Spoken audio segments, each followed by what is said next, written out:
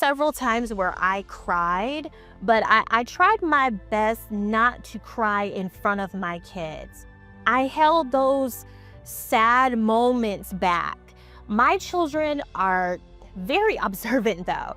I could not hide all of the emotions. They would ask me if I'm okay.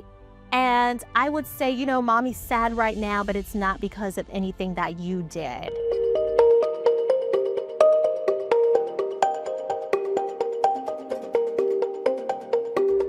Divorce is hard enough when it's just you. Now, if you're somebody like me, I had kids when I got a divorce, and honey child, I would not wish that on anyone. But some things just cannot be avoided. So today we're going to talk about what conversations you need to be having with your children and what conversations you actually should not. Because I'll be the first to tell you, how you act towards your children is going to set the tone to how they feel for the rest of their lives. And I know we want the absolute best for our children. Hello and welcome in. My name is Kat. I am the founder of Thrive with Grace. I'm the Safe Space Coach. And in this channel, we help you navigate your business and personal relationships with grace and grit. And we do that to the best of our ability. We are honored to have you here. If you're new to my channel, please make sure to like and subscribe for more videos that are going to empower you, motivate you, and hopefully improve your quality of life. Now, I don't need to tell you, and honestly, I don't think it depends on the age. Your child is like a sponge. So whatever you pour into your child, they are going to soak that up and they are going to apply it into their lives. If you're having conversations with your children, there are certain things that you need to actually leave out because your child is just wondering, am I safe? Am I still cared for? Am I loved? And that is what you want to pour into your child. You do not want them in the middle of mom and dad or mom and mom or dad and dad, whatever situation it is. You do not want them in the middle of the two of you because it's not their fight, is not their problem. And honestly, I know it's hard, but it should not be their concern at all. Your children are not concerned with who's winning all the money in the court cases, when is the court date, who's getting the couch, who's getting this, who's getting that. Do not put your children in the middle of the two of you. That is number one, first and foremost. Don't use them as, shall I say, a weapon. Do not weaponize your children. We do that more often than I'd like to see. And honestly, it is not healthy for your child. Always remember this, how you act towards your partner or the person that you're no longer partners with, your child is seeing that. And you need to be the example that you want to be in front of your child. You need to be the person that they look forward to, for experience and being able to confide within and stuff. If you're always talking about how bad daddy treated you, how bad mommy treated you, they're not going to feel safe enough to actually speak to you about how they feel about the situation. We never think about that. We never think about how the conversations that we are having with our children are actually going to impact the lives of them further down the road. So what I want to say to you is do not overshare with your child. Unless it is something that is absolutely necessary. Do not badmouth the person you used to be in a relationship with your child. They are a child and they need to stay within a child's place. You have best friends, you have cousins, hopefully your mother, your father. That's who you can actually talk to. And honestly, sweetheart, I'm a coach. I'm a relationship and business coach. You can call me and talk to me. If you're new here, the link to my bio, you can reach my website. Go ahead and get in my website at twgspace.com. We can actually schedule a session. But do not use your children as like your safety net and continuing to confide in them because you are going to confuse them. You're gonna, you don't even realize it, but you may actually cause them to choose a side. And that's not gonna be fair because honestly, there are several sides to a story. People interpret stories in so many different ways. And I know that you do not want to be the reason that your child resents their mother or resents their father. We just can't have that. What your child needs is reassurance. They need love. They need to be pushed with confidence. They need to know that it is not their fault, that they didn't do anything wrong, that they are not the cause of their parents separating. And this can even go into the father walking out of the house or the mother even walking out of the house. Your child needs to be reassured that it is not their fault. At this time in their life, they need more love and more emotional support than ever before. And if you do not have the capacity to do that, then I suggest that you get them in therapy sessions or even coaching sessions so that they can express their feelings and their emotions in a safe environment. You know whether you have the capacity to handle that. And I know you have so much going on already. So feel free to reach out to me or someone, even a therapist, someone that they can talk to, and most importantly, of course, you. Your child needs to have consistency in their lives. If they're used to going to bed at a certain time, reading a book with mom and dad every single night, try your best not to change those habits. You want to keep your child on the same schedule as much as possible because it's going to confuse them. They're already going to have to teeter-tot between mom and dad or whatever the situation is. So we want to maintain some sort of consistency, even down to discipline.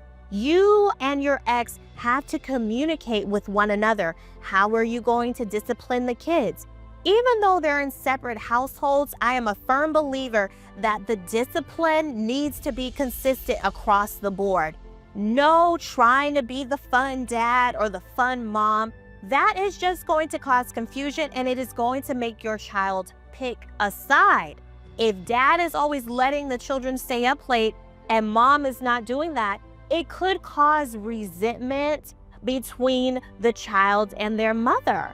I don't want that, and I know you do not either. It's not fair to the child to have them looking to play mom against dad.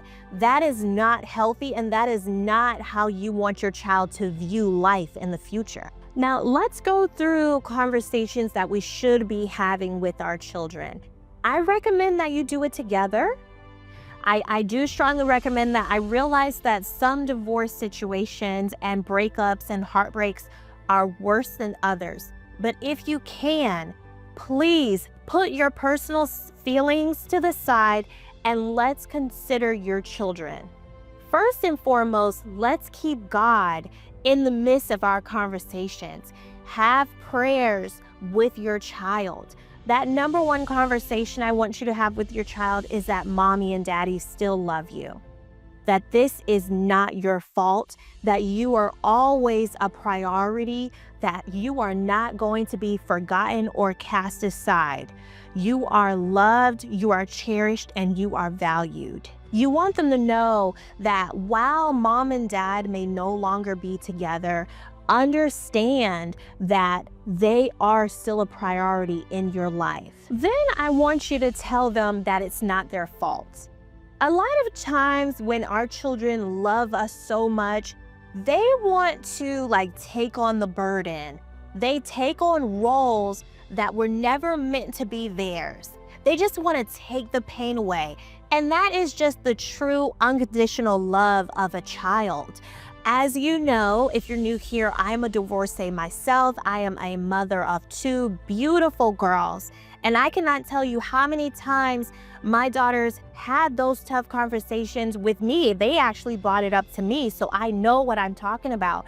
I had to have several conversations with my children and let them know that it's not their fault that their mom and dad are no longer together, that we still love them, that they are still of utmost importance to us. Even though mom and dad may not be together, we still love them. Now, unfortunately, I had to have that conversation by myself, but it would have been so much better if their father would have been involved as well, because I firmly believe that the power of the father should not be taken for granted or even cast aside. But nevertheless, I did have these conversations with my children, and they were they had a sense of relief knowing that they did not do anything wrong, that it wasn't their fault, and that I was not expecting them to take on the load or the burden. I didn't want them to do that. They're already having to deal with their own personal emotions and feelings during the course of this separation. So why would I want to put my burden on my child? I just couldn't do that as a mother. I wanted my children to feel comfortable with expressing themselves. At the time, I was going through therapy myself. So while I was going through therapy, I was already having those tough conversations with my therapist. And therefore, when I had the tough conversations with my therapist, I would have those tough conversations with my children also. And one of the things that hit home for me so much was that it's okay to have feelings, that it's okay to express yourself. Now, I have 2 daughters, but if I had a son, I would have said the same exact thing to him. Because a lot of times, with our sons, we want to make them so strong and so tough. But I think it means so much when you can be strong and express yourself. And I always tell my children that it's okay to cry. It's okay to show those emotions, show your sensitive side, and it's okay to talk those emotions out. Even if you're angry, even if you're sad, if you're disappointed, if you're defeated, I don't ever want my children to feel that they are not safe with me. I cannot speak for their father. It's honestly unfortunate on that part. However, with me, they are absolutely safe. There were different situations and circumstances, and I know that you may experience this, where your child may actually lash out and express thoughts of anger. Maybe they want to lay blame on you. Maybe they want to lay blame on their father or their mother. It doesn't matter who it is, but sometimes your children may want to direct their anger towards you. And I want you to do yourself a favor. Show yourself some grace. The name of this channel is Thrive with Grace. And I want you to take a moment to actually tell yourself that you are doing well. You're doing the best that you can. I do not want you to beat yourself up. Your child is upset and they are processing this situation. And you need to allow them the grace to be able to handle that. I still suggest, of course, that they go through therapy, that you go through therapy, coaching sessions along with them so that they can process their feelings along with you. I do not want you to have them hold on to those emotions because they could blow up and become something so much more massive when you can deal with it head on and not avoid the problem. Try your best not to isolate yourself from your children. There were several times where I cried, but I tried my best not to cry in front of my kids. I held those sad moments back. My children are very observant though. I could not hide all of the emotions. They would ask me if I'm okay. And I would say, mommy's sad right now, but it's not because of anything that you did. I would have those moments where I wish we were still together as a family, as a unit. But I know that God makes no mistakes. And, I just didn't want my children to feel that it was their fault or their problem and that they had to do the healing for me. No, that was up to me to do the work. So when my children asked me if I was sad, I was honest with them and I did say yes, because going through a divorce is extremely emotional and I don't want you to be fake with your kids. We never want that. We want you to be able to express yourself, but also with grace and with grit, because you don't want to lay the blame and start bad mouthing their father. That is some negative energy that you do not want to place inside of your child. Now, listen to me. If you don't remember anything else, remember this. Yes, you have a divorce. Yes, your relationship, you're separated. You don't have, your husband or your boyfriend in your house, your wife or your girlfriend in your house any longer. But that does not change the title of you being a mother or a father. You still have a responsibility to your child. Do not neglect your child while you're going through your separation or your divorce.